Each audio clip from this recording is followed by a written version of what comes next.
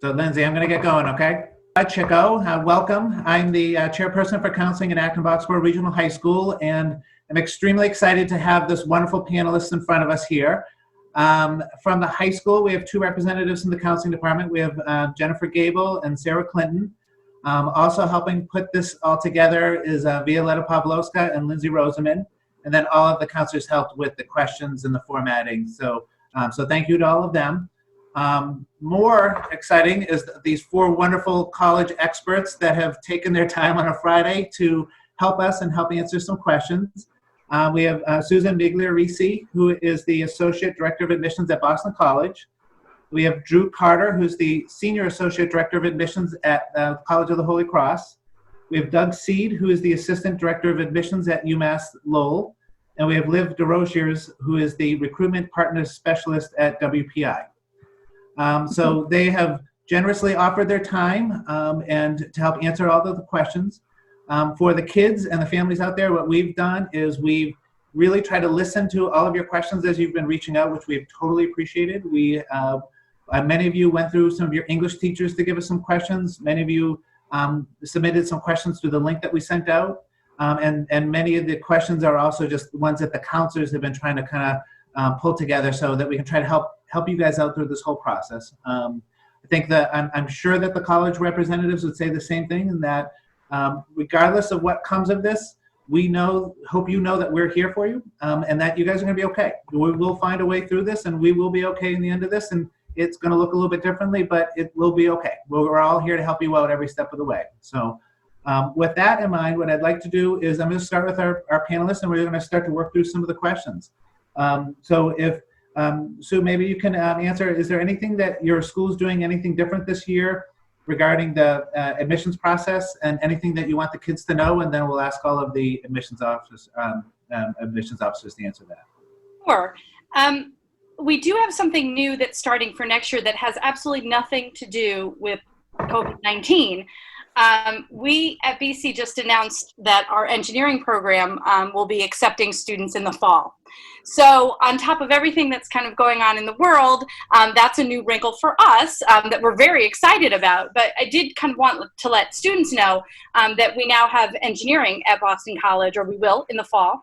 And it is a human-centered type of engineering. So the focus is looking at global problems like pandemics, malaria, other issues that affect, that I think get less traction maybe in the media, that affect developing countries and those who face a lot of social injustice.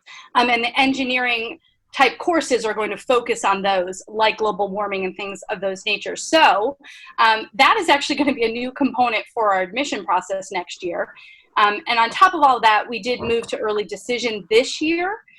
So just wanted to make folks aware that at BC we are early decision. We will have engineering next year, and that if people are interested in that program, certainly to check out our website and can hear more about that. But in terms of COVID-19, at this point, we haven't changed anything too dramatically in our application process. And a lot of it is going to be a wait and see type of a situation.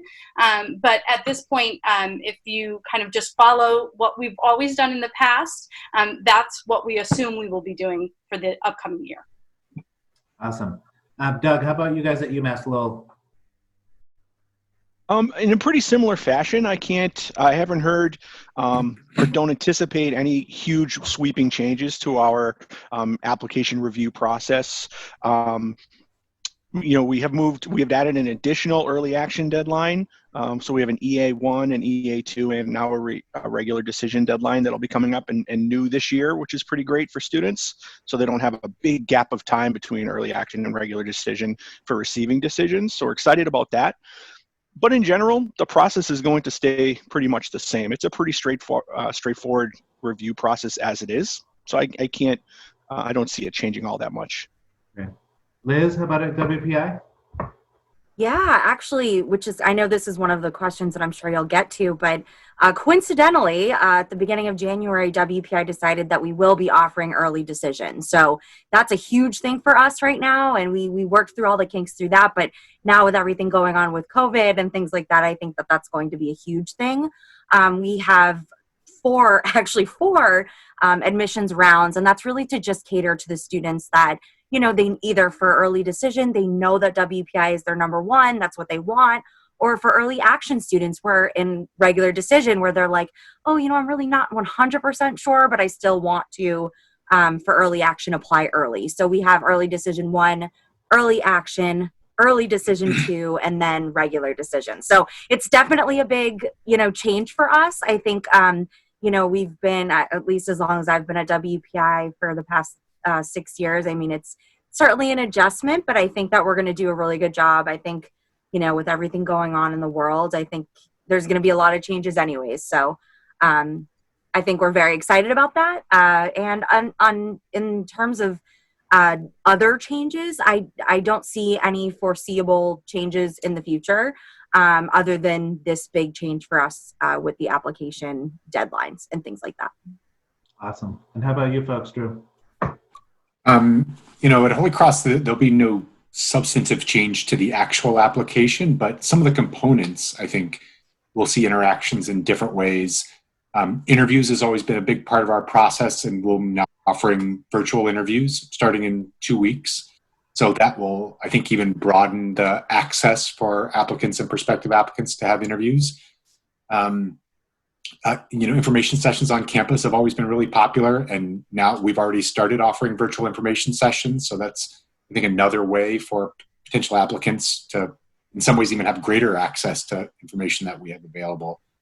And I know some of the testing components have been changed at schools. Not so much for us. We've been test optional for more than a decade. So we'll be looking at applications with and without testing like we always have. Awesome. Thank you. So it sounds like by and large, the admissions process and the time frame is going to stay the same in the fall. One of the questions that I think we're hearing a lot from the kids, and we're still at a spot where we're trying to figure out grading. We're still looking for some direction from the state, and our school system is still trying to figure out what grading is going to look like. But I think one of the worries for a lot of the kids is how are you as the admissions folks going to be looking at students who have had this interruption to their education? How are you going to compare kids who are getting pass-fail grades versus grades and credits for some schools? Have you guys thought about that? Have you talked about how you may approach that as an admissions office? Would anybody be willing to speak to that? I don't mind going if everybody else is great. getting their thoughts together. That is something I think that will be very interesting in general, but for WPI specifically, I know that, we put a lot of emphasis on the fact that we have a holistic review approach to our applications and things like that. So, although, the testing is going to be weird and we're going to have to deal with all of those changes, we're also test optional. We've been test optional since 2007. So, we're definitely expecting some change, but we are, we're ready to help as much as we can. We understand that things are crazy. The students are going through some unbelievable times right now. And we're really planning on just working with the counselors one-on-one to really just determine, where the students are at, because it's going to be hard to, academically, it's going to be hard to judge. And we want to make sure that there's any sort of disservice to the students. So definitely working with you counselors and things like that on a one-on-one basis, and to understand the student and really kind of, get down to it is what I would probably say to a piece of that. Awesome. Thanks, Liz. Yes. I think it's important to know how schools kind of use grading in each of the admission decisions, and every school does it somewhat differently. I'll just give you the BC perspective. We aren't a place that just pulls a GPA off a transcript, puts it in a formula, and makes a decision.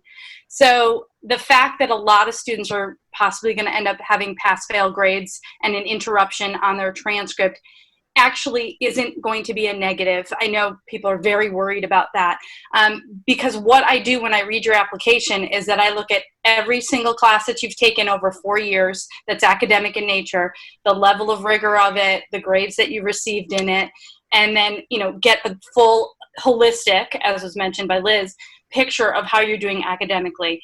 And I think one of the things to remember is that the majority of the country and the world right now are in the same boat.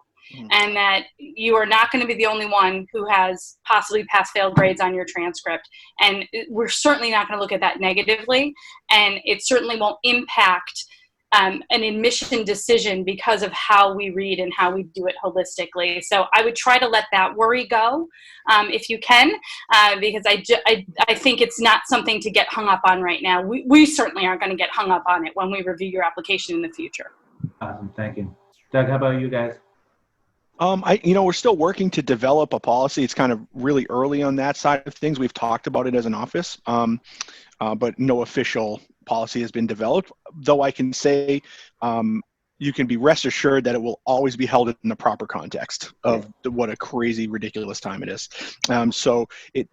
Echoing what our friends have said here, it will never be held in a negative light against any student. I think one of the unique things about this whole situation is that while we're all separate, it is such a communal experience that we're all going through at the same time.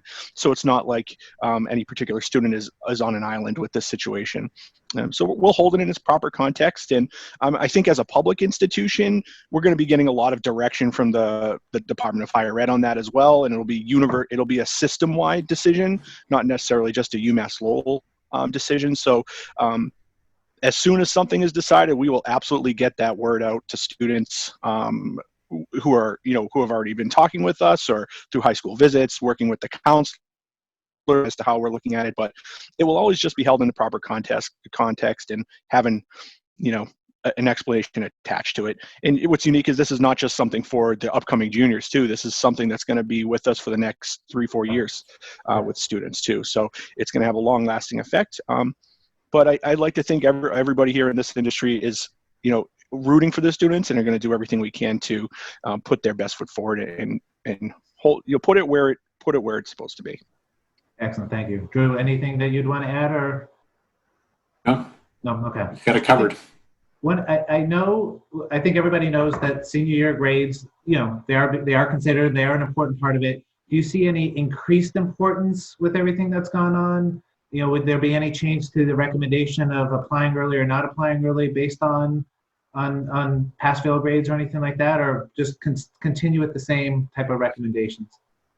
Drew, what about you guys? What would you think? Yeah, the same recommendations would hold for us. We always require fall grades for regular decision and for early decision. So we've always looked at senior fall as an important grading period, and that would still stay the same for us. Awesome. Everybody else, would you guys agree with that? Okay. How about, I think one of the things that we're hearing more and more of is that the colleges are saying that they're going to be test optional, or with the canceling of tests, that there's a lot of uncertainty around SATs and ACTs and things of the sort. If you, I know some of you are already test optional, but if you are newly test optional or already test optional, is there any sort of a negative response that you would have if a student didn't take the SATs or the ACTs and just went with their grades? Absolutely not. At least for WPI, absolutely not. And I actually specifically got that question a lot last year, but there is absolutely no effect on a student's application if they choose not to take the SAT or the ACT. And I think that will be even more of something that comes up this year, I'm sure. And we will keep saying the same thing, is that there will not be any sort of, detriment to the student's application. Everybody agree? Any changes? Anything you'd want to add? No, I think, sorry. No, go ahead. I think that, we went to a test optional application format probably 4 or 5 years ago. And it's one of my main questions at any high school visit, even prior to this whole situation is, if I apply test optional, will that be held against me? Is there any restrictions? 100% not the case at UMass Lowell, as that's all I can speak to, but every single major, including nursing, is available through the test optional application route. Merit scholarship, honors college, the whole thing is available through the test optional route. Whether it's because you don't feel like the test scores you do have don't represent who you are as a student, or just haven't been able to take them because of this situation, we are here to support you in that. Oh, I think I'm the only one who is not test optional. Yeah. So we haven't moved. I know some schools are calling themselves test flexible for next year. We haven't moved in that direction yet. We're really kind of waiting and seeing what College Board's options are going to be and how things progress over the summer with the virus, et cetera. But at this point, we're sticking with requiring testing. Excellent, thank you. Now I know obviously you all are going to make a decision on different factors of an application, and I know that each of you have similar things that you're looking for, but there's some variety in terms of the essay and the interviews and the recommendations and stuff. Are there pieces to the application that you would see having a different weight or a different level of importance next year that you may not have said before, or would you say you're going to continue it the same as you have it in the past? And I think I'll say Holy Cross, the academic profile has always been the most important part of our application review. That will certainly stay the same, whether testing is included or not included. And definitely we'll keep perspective over the grades or lack of grades that we see during the students' junior spring for next year's applicants. I think we'll probably be keeping more perspective in the same way over extracurricular activities. We know many of those have been stunted this spring, and we understand that that might affect leadership positions for the student's senior year. That will certainly be the case at AB, and will be the case for students all over the country. So everybody will be in the same boat next year. And so I think we'll just have to remain to be thoughtful with each application and to remind ourselves that this was next year's applicant group will be very unique, and the year after will be a little less unique, and the year after will still be a little unique. And I think this will be very much the norm for us for the next few years. Yeah, all in agreement? Yes, yes. I would also say too, just, you know, other than everything else that goes into the application, but really just, you know, encouraging students to put everything on their, you know, extracurricular activities. And even if it's just creating something at home during this time, I mean, that's stuff that we absolutely look at is what did you do what did you do during your free time while you were at home? And I just always say to students, it's so important to put everything that you're involved in. That's a big piece of it. And we specifically, WPI, we do have a question on our application that we've had for quite some time, but it's basically why WPI. And we do put emphasis on that when we're looking at applications. We want to know how much you're interested, what you love about it, things like that.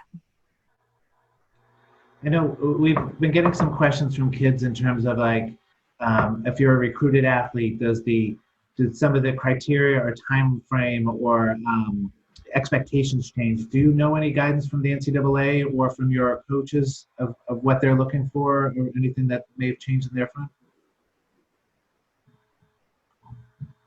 No. I can say I had a conversation with some coaches yesterday, and in some ways, especially for spring sports, recruiting is in full force for them right now because they're not distracted by their own schedules. Yeah. And we're actually communicating with coaches at a higher rate than normal. The summer is going to be the thing that's up in the air. You know, the evaluations that might happen at showcases and summer camps may or may not happen, or they may happen in very different individual taped ways. So I think it just behooves high school athletes to stay in touch with coaches, to reach out when appropriate, and to try to gather information about how they can convey their interest and their skill set to a particular coach, both academically and athletically. I think the part, and you guys both are touching upon it, for a lot of kids, this is the season, and going into the summer, they had a lot of plans and expectations or hopes that they were going to be involved in something new and different. It was their first time kind of doing it. And I think one of their worries is, how do I share that I was anticipating doing more, or I was looking forward to being for the first time on the varsity spring sport for baseball or lacrosse or softball or what have you. Are there any words of advice that you'd have for those kids?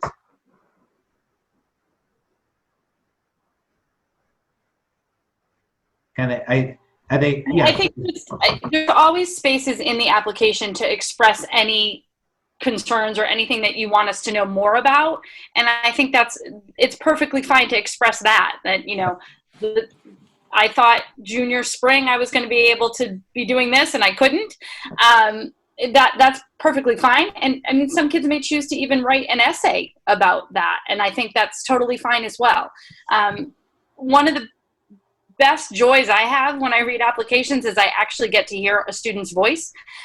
So using the essays or spaces, additional information, or have you, to express anything that you're feeling about this particular situation or any other situation, I think is great. So utilize your application in that way, I think would be fine. Yeah. And I would also say too, just, I mean, for us being a STEM school, I think we in the past, and we have a lot of students that send us some pretty awesome things and a lot of research and things that we don't understand, but it's still pretty cool to see. But really just any sort of supplemental material. If you had past summer, maybe not this summer, but past summer experiences, independent research, portfolios of artistic endeavors, things like that, inventions, things like, we always want to know about that kind of stuff. And that just adds even more to your application. So I would add that as well. I think a couple of you have touched upon this a little bit, and I want to make sure I get an opportunity to ask all of you. I think one of the things for the counselors, what we're talking about and a little concerned about is how does this year's senior class, some of them are already talking about altering plans or deferring for a year, or the cost uncertainty of some of the schools, that it may in the future, it may change their decisions for next year, which then means is there a trickle-down impact on the junior class? Do you foresee anything, or have you already started hearing or seeing trends in some of the admissions relative to that? We addressed postponed enrollment because we were starting to hear a lot, though we weren't seeing it happen at a greater rate with our students. There were a lot of questions from parents. I think the concern about, not wanting to learn remotely and things like that. And again, we all have no idea what's going to happen in the fall. We really don't. I think there are lots of schools who are thinking through lots of different plans and all of that, but the uncertainty is allowing some families to feel like maybe we should just postpone enroll. So we did update our postponed enrollment policy a little bit, in that we are really requiring families to kind of think about the commitment of all of this. So for us, it's going to be the way that it's always been. If you're going to postpone enroll, you do have to deposit your enrollment confirmation fee by May 1, which is a $500 fee. This is also still the same.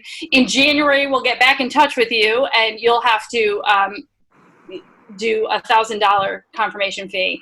But now we're adding a $5,000 fee after the fact after that, to, again, ensure that we have a sense of what our class is going to be like for the following year, that we don't have that trickle-down issue. It has how many beds you have, all of those kind of classroom space, all of that. I think a lot of people have a lot of questions and are wondering, but we personally haven't seen an uptick in students who are choosing to postpone enroll. We've just had a lot of questions about it in our experience. Doug, how about you folks? I similarly, go ahead. I'm sorry, did you say No, Doug? go ahead, please, Doug. Sorry. Did you, my kid almost jumped in. I hope you guys saw me shoo him out of here. Oh my God, he almost busted in. Anyway, so, we're similarly to Susan, we're getting a lot of questions about it, but we haven't really seen an appreciable uptick in deferral numbers, but I think it's something people are thinking about. As of right now, we haven't changed our deferral policy, so students can still defer for up to a year, with just notifying us in writing, and we'll hold their academic spot for the following year. But I think if those numbers start coming in like crazy, that will be addressed and kind of, we'll figure something out. But as of right now, we're getting the questions, but we're not seeing a whole lot of action on that just yet. Liz? Yeah, no, I was just going to say we do have a very generous deferment policy. We really do understand, obviously as everyone does, that things come up and students might change their mind or something might come up. And so we definitely allow students to tell us if they want to defer. We actually give them until move-in day. So they can decide that, if they decide that they want to come to WPI, they pay their deposit, and then they decide, oh my gosh, I think I need that gap year. They can actually let us know very last minute if they're deciding to do that or not, which I think is very generous in terms of planning purposes for them. Yeah. Yeah, thanks. How about you guys, Drew? Yeah, I mean, I think we definitely had the conversation within the last few weeks about the increase in requests and conversation about deferral and whether that would add a considerable number to the following year's freshman class. Would that therefore make us more selective the following year? But frankly, we're like, our numbers are relatively small anyway, so even a considerable increase for it defers this year wouldn't necessarily impact in any huge way our admissions policies or our selectivity going forward. Great, thank you. I think one of the things next week obviously was our regularly assigned school vacation week. So you get a lot of kids were planning on visiting and touring and meeting with all of you on your campuses and seeing firsthand how great your schools are. Obviously, that's not an option right now. Are there things that you would recommend or things that your school is offering to help kids so that they can learn more about the school to help them with that decision? Definitely. And absolutely. We actually have really amped up a lot of different things in terms of that. We now have a live chat on our prospective student page and also for admitted students. But for prospective students, a live chat between 9 a.m. and 4 p.m. that is staffed by a faculty or an admissions staff member and also a current student. So if any questions at all, we absolutely, go to that. Ask us any questions you have. We also have been putting a lot more emphasis on our social media. Social media is, as we know, it's becoming even more big than it was before. And we've been really trying to amp up that interaction with students. And we've added a bunch of different things. An example, Worcester Feature Friday is one of them. And we do every Friday, we have we showcase, like this week, I think it's within walking distance. So all the different things in Worcester that are within walking distance and just little things like that. But, we do a lot of highlighting of different clubs, organizations on our Instagram page and so on and so forth. And that's just WPI admissions. But I would say that, we do a virtual tour. I mean, we really do have as many options online, I think, that you probably can. And if you're having trouble finding those, definitely let us know and we can just guide you right to it. That's what we've been doing from the beginning of all this. Thank you. Doug, how about anything with UMass Lowell you guys are doing?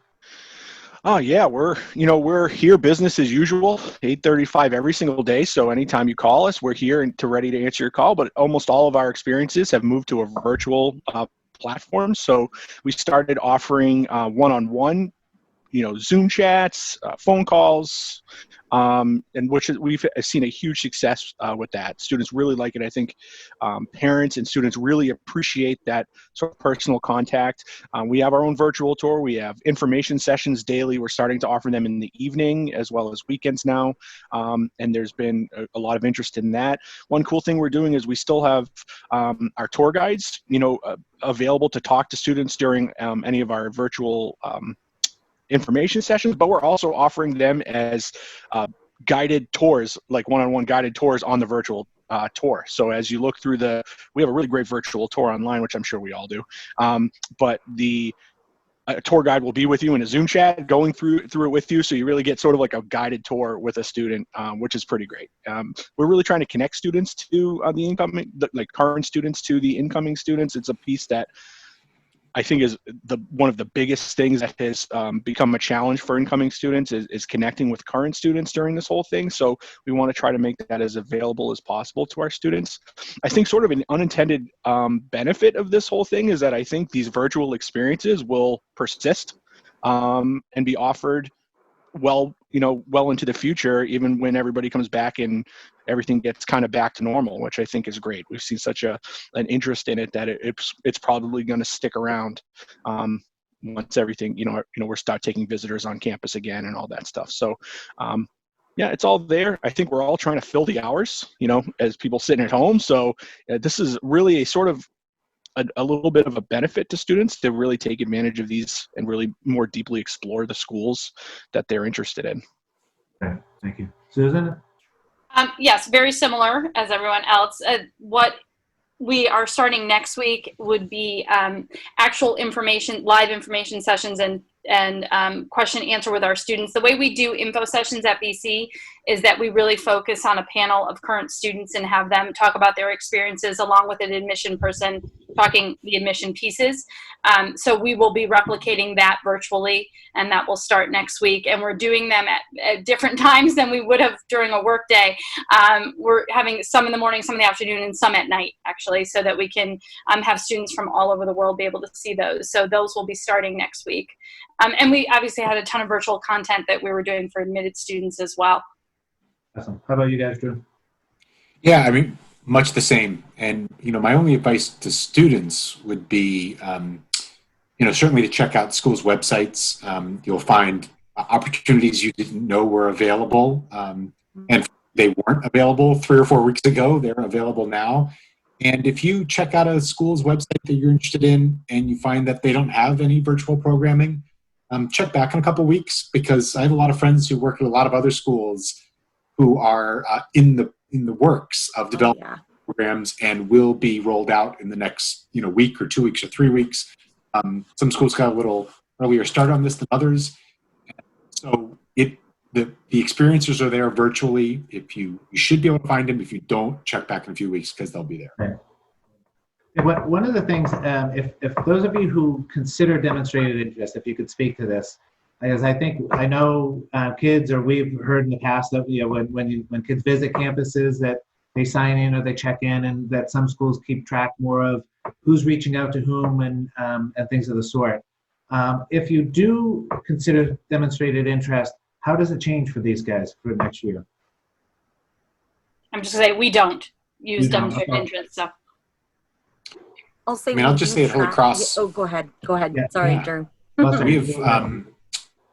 We like to see students who have engaged in the search and an application process, and that's not going to change in any way, really. I mean, we're still providing lots of opportunities for students to learn about our school and to engage in their own college learning process, whether it's through virtual information sessions or virtual tours, or now virtual interviews. So we're not going to punish a student for having access or not having access to opportunities, but we certainly appreciate students who've engaged. The other thing I'll say is that demonstrated interest or demonstrated engagement, it's not a points tallying system. It's not as if you do one thing, you get 1 point, and if you do enough things and you get enough points, then you get admitted. It's not the point, literally. The point is that it is always in your best interest to engage, to learn about colleges, to experience the different options out there, because you will learn about the variety of options for colleges and universities. You also learn a lot about yourself. Whether or not the college chooses to use that when they read your application or not, that necessarily shouldn't be of an interest to you, but it is always in your best interest to engage. How about you, Liz? Yeah, absolutely. I think Drew handled that perfectly. I would also say too that WPI in particular, yes, we in the past have looked at, especially the more local students, have they been to campus? Have they, what have they done to show their interest? And this year, I definitely think that will be something we're going to be a little bit more lenient on. Absolutely. But that kind of goes back to that question that we have on our application, why WPI?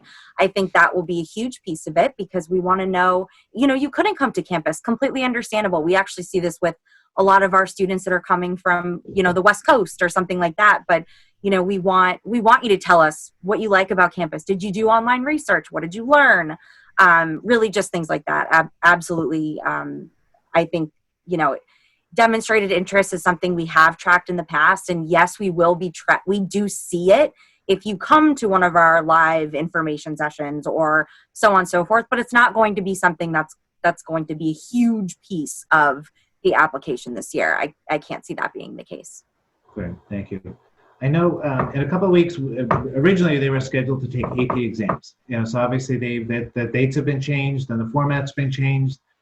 There's been a lot of question around, should they take it? How do you view it? Will it be, now that it's 45 minutes taken at home online, will that minimize the impact or the importance of it?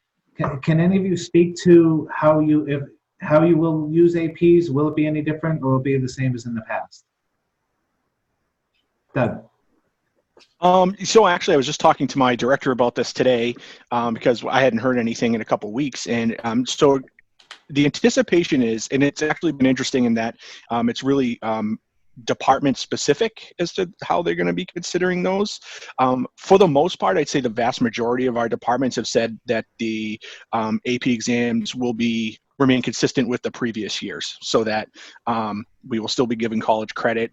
We haven't had 100% report in yet as to how they want to go about doing it, but it seems the majority of planning to provide college credit based on those new modified exams.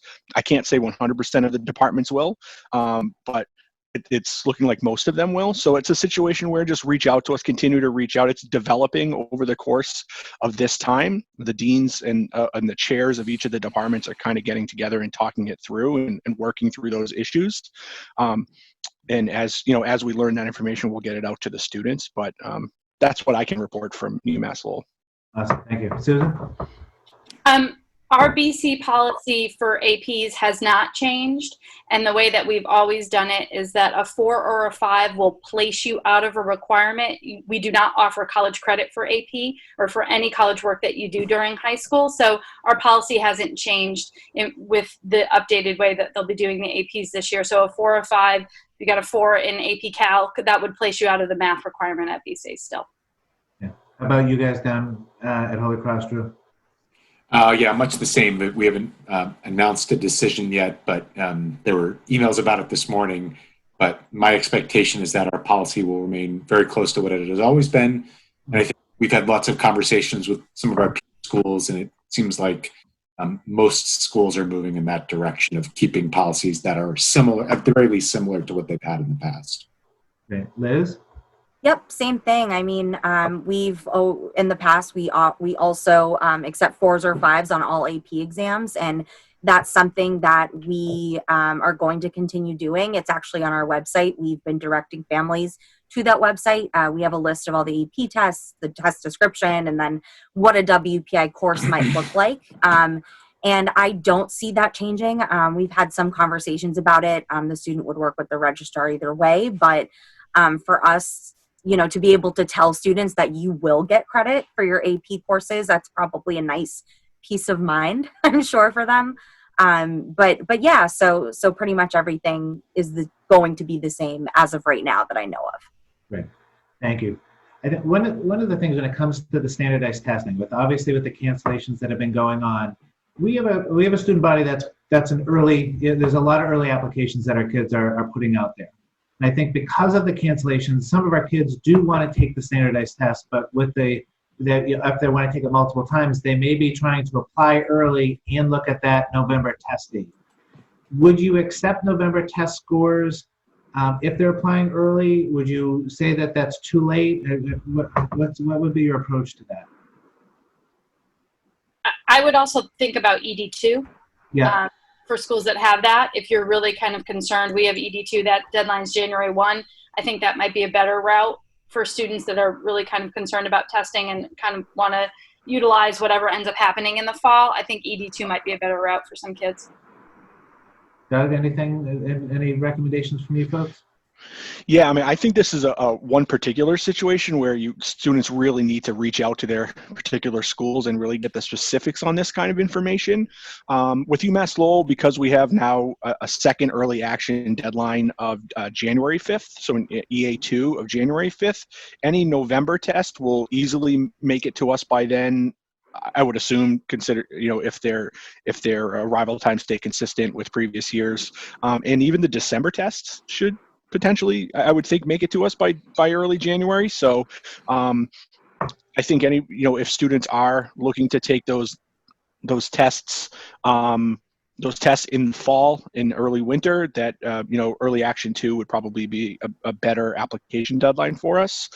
We work with students on a case-by-case basis. If up to the point prior to a decision being made that they can switch between if they've already applied but a decision hasn't been made yet, they can move from test optional to no test, or to test, back and forth. So we have that time available to students to kind of augment their application prior to decision as well if the tests don't come through the way they want, or they vice versa they do. So just work with the schools and we'll find your path of least resistance. Drew, I know you guys are test optional, but what would you recommend? Yeah, I mean, my recommendation will be similar to other topics. I would say talk to your guidance counselor. You know, your guidance counselor is in the middle of this process. They know you, they know your testing history, your capabilities, your potential. They're also somewhat well informed about the colleges you're interested in and applying to. I know that deciding which college to apply to is a family decision, but which application to submit to those colleges is a decision you really should include your guidance counselor in, because they really are in the middle of that process. They're in the middle of that triangle between you, AB, and that particular college. So they can usually give the best advice about which type of application to submit to any particular college. Liz? Yeah, I would say the same thing. For us, we've had early action 1, early action 2, and then regular decision in the past. And we had a lot of questions from those students that, oh, I'm taking the January test, but I wanted to apply early action 1, or what do you suggest, or the fall test, excuse me. And our advice is apply early action 2. It still looks great for you. And for moving forward, we did eliminate early action 2. So, for us, it's early decision 1, our deadline, early decision 1 and early action, our deadline is November 1st, excuse me. And early decision 2 and regular decision, the deadline is January 15th. So I think it really depends on the student. I will say, however, as a staff, we are very flexible with the student. Yes, our application deadline is November 1st or January 15th, but if you can get maybe those scores, if you can get an idea of those scores, within a couple weeks or so after taking them, we might be able to work with you at that point. But that's something that would be kind of a case-by-case basis. Great, thank you. And working through the questions, I think some of them are AB specific a little bit. So I'm going to ask Jen and Sarah if I can put you guys on the spot here a little bit. Jen, we're getting a lot of questions around kind of what's the information from College Board and ACTs around testing and test dates. I know you've been doing some research into that. Can you kind of let us know what you've been hearing about that? So yes, at this point in time, both the ACT and College Board have announced that they're going to be offering additional test dates. So it's looking like that is the case from what we know today. I would also suggest and advise for our students, as we've heard from a number of the panelists, that many schools are test optional, and as we've just heard, that is not going to be detrimental to not submit your test scores. So I would really recommend that, as students have so much on their plate right now, and thinking about sort of the crunch of all of the pieces and all of the things that need to get done, to really consult with your counselor, as Drew mentioned, because we can work together with you about this particular path, and testing makes sense. And in many cases, it may very well be, given the list of colleges you're considering, that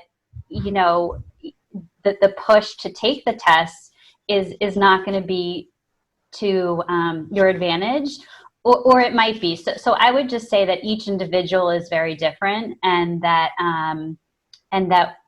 we're here to help with that. And so to think of it a little bit broader. Yes, they're offering new test dates, and get some more information about whether that's going to be best for your situation. Sarah, I'm going to combine a couple of questions for you, if that's okay. There's a lot of questions around kind of how, when the kids, now that they're remote learning, things that we as counselors can do to help them out, and any recommendations for the kids of what they can and should be doing around the college search process right now. That's a great question. I think anytime that you can spend researching schools now is going to be, it's going to be helpful for you when you are going forward and narrowing down your list. It's also going to be helpful if you can take really good notes, so that you can when you're writing those essays about why you want to attend a certain school, you know what was important to you and what resonated with you, and you can pick up on what is the vibe on campus and why would I fit in. I think one of the other things that's great about doing that right now is that it's an enormously hopeful endeavor. And it gets you out of your house. You can look at another location for a while and really try to imagine what your life is like if you were someplace else. And we don't get a chance to really move around except for maybe the kitchen to the living room, but this gives you a chance to try to explore what the future might look like, and the future will happen. So really thinking about that and trying to have a hopeful spirit about it. I would also say that this is a great time, if families are all there together, this is a great time to be able to get some input together and really think about some of these things. And please know that we as counselors are available to have family meetings or just student meetings to talk through lists and to talk through research and different tools that you might use to get a better sense of what's happening on a particular campus. Awesome, thanks. A couple more questions for you guys. Jen, can you just kind of talk about kids asking for teacher recommendations, the time frame and how they do it and what they should be working on right now? So sure, that has come up quite a bit. I'll talk first about the logistics. Is that next week we were going to be entering into April vacation, which is not happening. So we're still recommending, as was the practice, for students to reach out to their teachers via email to ask for those recommendations and to, craft it in such a way where it's a professionally, crafted email. And what I mean by that is, a little bit more formal than a text, things like that. So kind of getting in the habit of that, and ask, saying a little bit why of why you're asking the teacher. I've really enjoyed your class, or your class has been challenging for me in these ways, and this is what I've learned. And so I think logistically it would be after April vacation to ask for those letters of recommendation for the teachers, and the same would go for what we refer to as our in-house letters of recommendation. So that's the input that we as counselors use to help make a more specific letter for you. So that would be, for example, if you have, a coach or a youth group leader or a boss or something that can add another lens to who you are that the counselor is going to be speaking about. So all of that information is found for AB. It's on our website, and it was also in an email that came from the counseling department. So as we kind of think about, well, what's the point of all of this, right? So that's sort of the nuts and bolts of things, and any questions you have, reach out to your counselor about that. But the point of the letters is to help provide some more depth and personality to your candidacy. So I think that's sort of, you'll have the transcript, you'll have what you've written on the application itself, and then the recommendation letters are really, the point of that is to add some depth of who you are from the people who know you well at school. So again, I just want to say that the counselors are available, to talk to you all via Zoom about the recommendations, and if you're wondering about who to ask and what the best approach is. And I would also say that this is an opportunity for those who are able to we don't know what is going to happen with our grading. And this is also an opportunity for you to, connect with your teachers as well. So in more of a maybe learning for learning's sake style of things that you're curious about. So anyway, that's logistics of the recommendations, and also the why are they important? Why do they matter? Thanks, Jen. There's a couple more for you guys, if you guys don't mind. Sarah, I know we're hearing and fielding a lot of questions and listening to the admissions reps here as they're answering the questions. A lot of questions from the kids around if we're remote learning, if we're pass fail, how should I approach it? How engaged should I be in it? Why is it important? Kind of any advice for the kids that you would have in terms of how they should approach remote learning?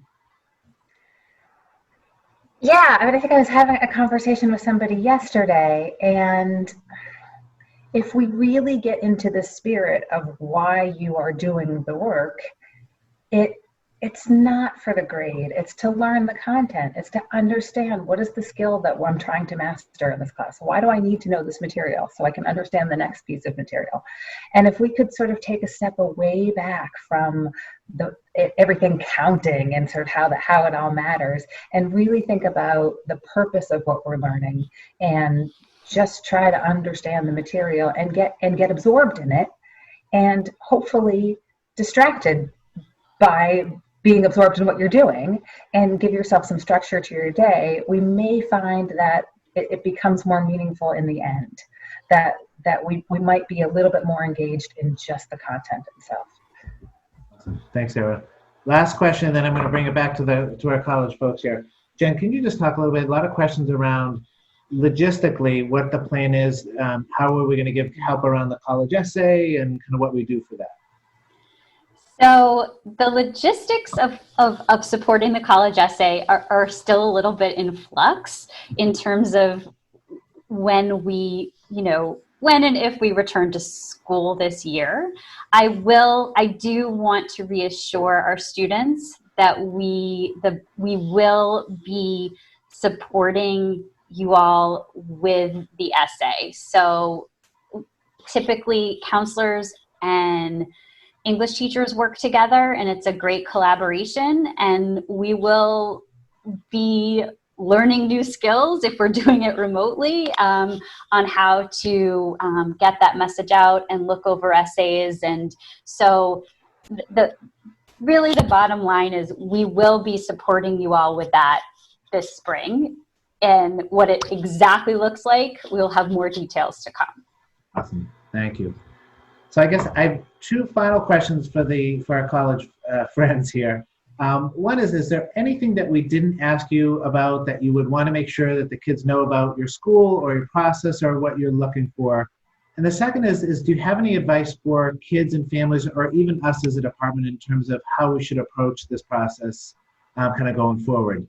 I'm going to put you on the spot, and Susan, I'm going to start with you if that's okay.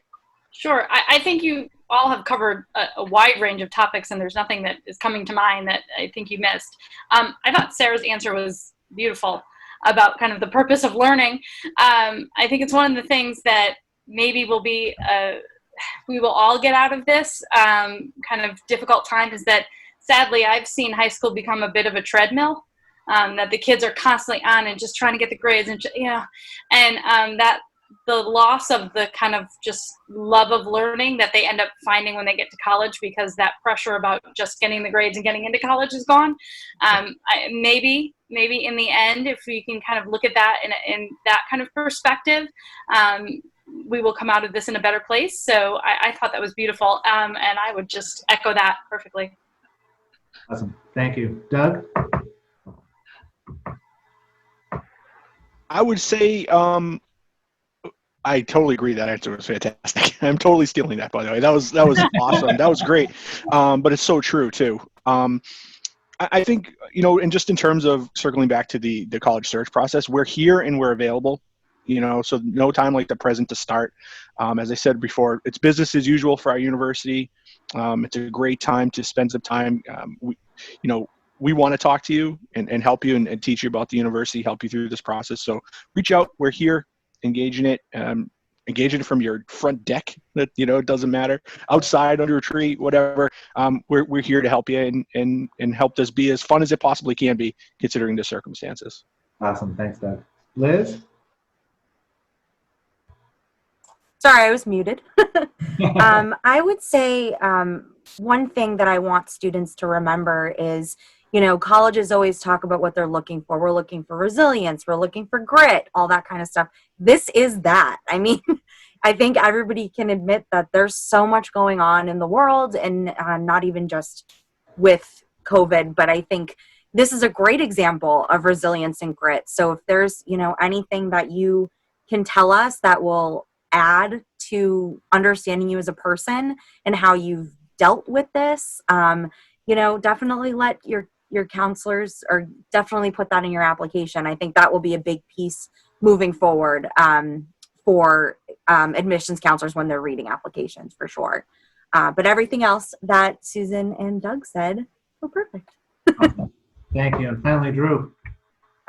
Yeah, I mean, I think the last thing I would mention is really consistent with what everybody has already said, and that's, I don't know, it's really easy in this current time to focus on what we don't have, the opportunities that we don't have, the experiences that we're not having.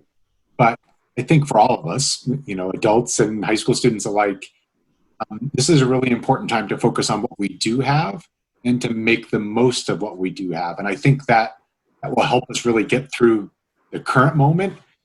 And frankly, it's going to make the strongest college application as well. I've imagined all these great essays about what the French club did during quarantine and how the lacrosse team came together even without seeing each other and playing games.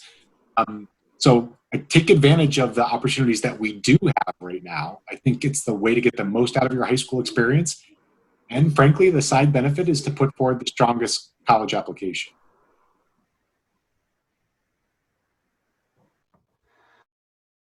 Well, thank you, everybody. On behalf of the kids and the department and the community, I really, really appreciate your time. This has been incredibly valuable. For Jen and Sarah, I appreciate all the work, and Lindsay and Bea, that you guys have put into all of this. For the kids, just more than anything, know that we're all here for you. You've heard it from the colleges, you've heard it from us. Know that we're all going to be here. Whatever you need, reach out, ask questions.